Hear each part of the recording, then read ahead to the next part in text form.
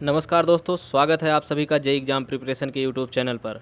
Friends, आज के इस वीडियो में हम एसएससी जेईई एग्ज़ाम के प्रीवियस ईयर क्वेश्चन डिस्कस करेंगे। सो आप वीडियो में एंड तक बने रहें।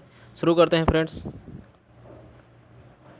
If the soil sample is having porosity 50% and degree of saturation at 90%, then its percentage air voids is 5%, 50%, 45%, 4.5%। Friends, जो डिग्री ऑफ सेचुरेशन जिसको हम यस से डिनोट करते हैं प्लस एयर कंटेंट का जो सम होता है वो 1 के बराबर होता है। यदि हम इसको परसेंटेज में कैलकुलेट करेंगे तो ये 100% के बराबर होता है। तो यहाँ से जो एयर कंटेंट का मान प्राप्त होगा वो 10% प्राप्त होगा, क्योंकि डिग्री ऑफ सेचुरेशन का मान 90% है। फ्रेंड्स, जो दूसरा रिलेशन होता है वो percentage air voids n a equal to porosity n into air content a c होता है। यहाँ से पोरोसिटी की वैल्यू 50% है, तो जिसको हम डेसिमल में पुट करेंगे तो ये 0.5 इंटू जो एयर कंटेंट है उसकी वैल्यू डेसिमल में 0.1 होगी। यहाँ से जो परसेंटेज एयर वाइड्स कैलकुलेट होगा वो 0.05 होगा। यदि इसको हम परसेंटेज में कैलकुलेट करेंगे तो ये 5% के बराबर होगा। So correct answer for this question option A. बढ़ते हैं नेक्स्ट क्वेश्चन की तरफ। The commonly used method for quick determination of water content eight field embankments is oven dry method, sand bath method, alcohol method, calcium carbide method. Friends, oven dry method का उपयोग lab में किया जाता है। Field में embankment के water content को quickly find out करने के लिए कैल्शियम कार्बाइड मेथड का प्रयोग किया जाता है। Correct answer for this question option D. बढ़ते हैं नेक्स्ट क्वेश्चन की तरफ। The toughness index is defined as plasty index to consistency index, plasticity index to flow index, liquid index to flow index, consistency index to liquidity index. Friends, जो toughness index होता है जिसको हम IT से denote करते हैं, ये plasticity index और फ्लो इंडेक्स का रेशियो होता है। So correct answer for this question option B. Friends, जो फ्लो इंडेक्स IF होता है इसकी जो वैल्यू होती है वो W2 minus W1 upon log 10 base N2 by N1 होती है। बढ़ते हैं नेक्स्ट क्वेश्चन की तरफ। According to Atterberg, the soil is said to be of medium plasticity if the plasticity index is 0 to 7, 7 to 17, more than 17, none। Friends, यदि plasticity index का मान 0 से 7 के बीच में है तो उसे लो प्लास्टिक, 7 से 17 के बीच में है तो उसे मीडियम प्लास्टिक, और 17 से अधिक है तो उसे हाई प्लास्टिक कहते हैं।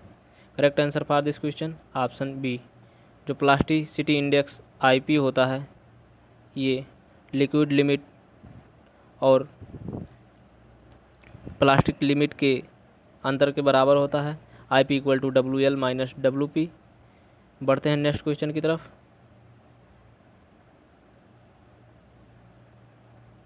ए soil has plastic and shrinkage limit of 65%, 30% and 25%। Its natural moisture content 45%। The liquidity index of soil is. Friends, जो लिक्विडिटी इंडेक्स जिसको हम IL से डिनोट करते हैं, IL equal to natural water content W minus WP upon WL minus WP के बराबर होता है। यहाँ से जब हम वैल्यू पुट करेंगे तो IL equal to natural water content 45% दिया है माइनस जो प्लास्टिक लिमिट है वो 30% अपान 65 माइनस 30। यहाँ से जो वैल्यू प्राप्त होगी वो 15 अपान 35 या 3/7, जिसको सॉल्व करेंगे तो ये वैल्यू 0.4 के नियर अबाउट प्राप्त होगी। कोई भी ऑप्शन मैच नहीं कर रहा है। So correct answer for this question option D, none of these. बढ़ते हैं नेक्स्ट क्वेश्चन की तरफ। Void ratio of a soil is 0.9, its porosity shall be. Friends जो वाइड रेशियो ये होता है ये volume of voids upon volume of solid के रेशियो के बराबर होता है, जबकि porosity n equal to volume of voids upon volume of total solid के रेशियो के बराबर होता है। जो पोरोसिटी n होता है और वाइड रेशियो में जो रिलेशन होता है वो n equal to e upon 1 plus e होता है। यहाँ से porosity n equal to 0.9 upon 1.9, यहाँ से जो वैल्यू प्राप्त होगी वो लगभग 0.47 प्राप्त होगी। So correct answer for this question option B. बढ़ते हैं नेक्स्ट क्वेश्चन की तरफ। A soil has percentage air voids of the order of 30%, it has a porosity of 0.4, the air content of that soil shall be. Friends जो percentage air voids यानी equal to porosity into air content होता है, यहाँ से जो air content होगा वो यानी अपान n होगा। यानी की वैल्यू 30% है, इसको डेसिमल में 0.3 अपान जो पोरोसिटी का मान है वो 0.4 है। यहाँ से जो एयर कंटेंट प्राप्त होगा वो 0.75 प्राप्त होगा। So correct answer for this question option A. बढ़ते हैं नेक्स्ट क्वेश्चन की तरफ। A soil with a plasticity index equal to 0 may be called as non plastic, low plastic, medium plastic, high plastic. Friends यदि plasticity index IP का मान 0 है तो उसे नॉन प्लास्टिक कहते हैं। Correct answer for this question option ए। यदि 0 से 7 के बीच में है तो उसे लो प्लास्टिक, 7 से 17 के बीच में है तो उसे मीडियम प्लास्टिक, और 17 से अधिक है तो उसे हाई प्लास्टिक कहते हैं। बढ़ते हैं नेक्स्ट क्वेश्चन की तरफ। The meniscus and dispersing agent correction in the hydrometer analysis respectively are positive and negative, negative and positive, both negative. Friends जो मेनिस्कस करेक्शन होता है वो हमेशा पॉजिटिव और डिस्पर्जिंग एजेंट करेक्शन हमेशा निगेटिव होता है। So correct answer for this question option A. Hydrometer के केस में टेम्परेचर करेक्शन, यदि टेम्परेचर का मान स्टैंडर्ड टेम्परेचर से अधिक है तो करेक्शन पॉजिटिव, और स्टैंडर्ड टेम्परेचर जो से अगर टेम्परेचर कम है तो उस केस में जो करेक्शन होता है वो निगेटिव होता है। बढ़ते हैं नेक्स्ट क्वेश्चन की तरफ।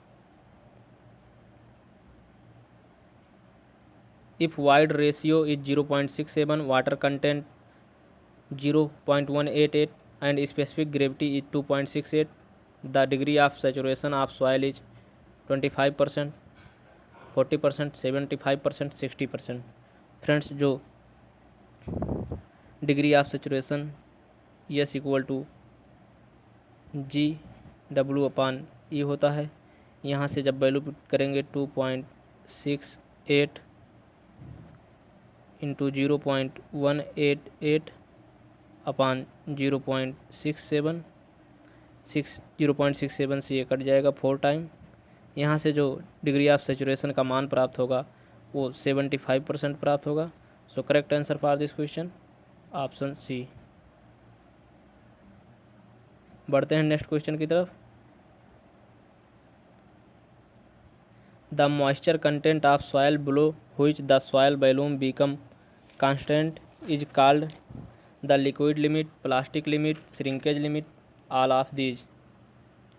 फ्रेंड्स जब जिस मॉइस्चर कंटेंट पर सॉयल का वॉल्यूम कांस्टेंट हो जाता है उसे हम श्रिंकेज लिमिट कहते हैं। Correct answer for this question option C. बढ़ते हैं नेक्स्ट क्वेश्चन की तरफ।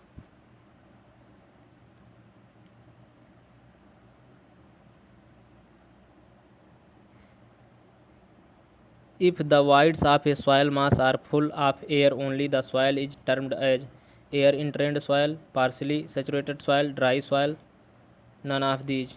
फ्रेंड्स सॉइल में मेनली 3 पार्टिकल सॉलिड होते हैं, एक वाटर होता है और एयर होता है।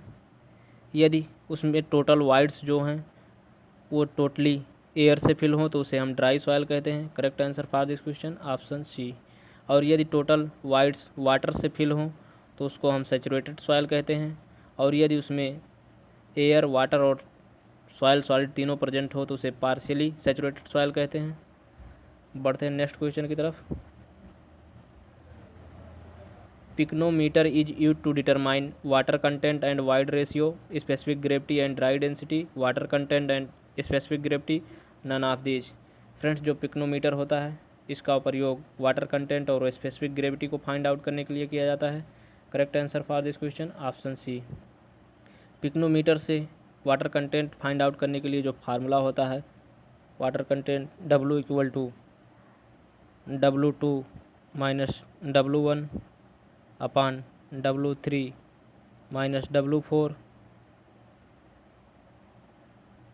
Into G minus 1 upon G minus 1 होता है, जहाँ पे W1 weight of pycnometer, W2 weight of pycnometer plus soil sample और W3 weight of pycnometer plus soil sample plus water का वॉल्यूम वेट होता है, जबकि W4 weight of pycnometer plus weight of water होता है। और स्पेसिफिक ग्रेविटी का जो फार्मूला होता है वो G equal to W2 minus W1 upon W2 minus W1 minus W3 minus W4 होता है। बढ़ते हैं नेक्स्ट क्वेश्चन की तरफ। When the plastic limit of a soil is greater than the liquid limit, then the plasticity index is reported as negative, 0, non-plastic, none of these। Friends, जो plasticity index IP होता है वो WL minus WP के बराबर होता है। यदि WP का मान WL से अधिक होगा तो IP की वैल्यू जो होगी वो निगेटिव प्राप्त होगी, परंतु हम इसको निगेटिव ना कंसीडर करके 0 कंसीडर करते हैं। So correct answer for this question option B. Next question friend, the ratio of liquid limit to plasticity index for a soil mass is called liquidity index, shrinkage ratio, consistency index, none of the above. Friends, जो liquidity index IL होता है ये W minus WP upon WL minus WP के बराबर होता है, जबकि shrinkage ratio R equal to gamma D upon gamma W के बराबर, और कंसिस्टेंसी इंडेक्स जो होता है वो IC equal to WL minus W upon WL minus WP के बराबर होता है। So correct answer for this question option D, none of the above. Friends, इस वीडियो में इतना ही। आई होप कि आपको वीडियो पसंद आई हो। वीडियो पसंद आई हो तो वीडियो को लाइक और शेयर ज़रूर करें और इसे अपने दोस्तों में भी शेयर करें। और यदि आप चैनल को पहली बार विजिट कर रहे हैं तो चैनल को सब्सक्राइब कर लें, जिससे आपको प्रॉपर नोटिफिकेशन मिलती रहे और आपसे कोई भी वीडियो मिस ना हो। Thank you for watching.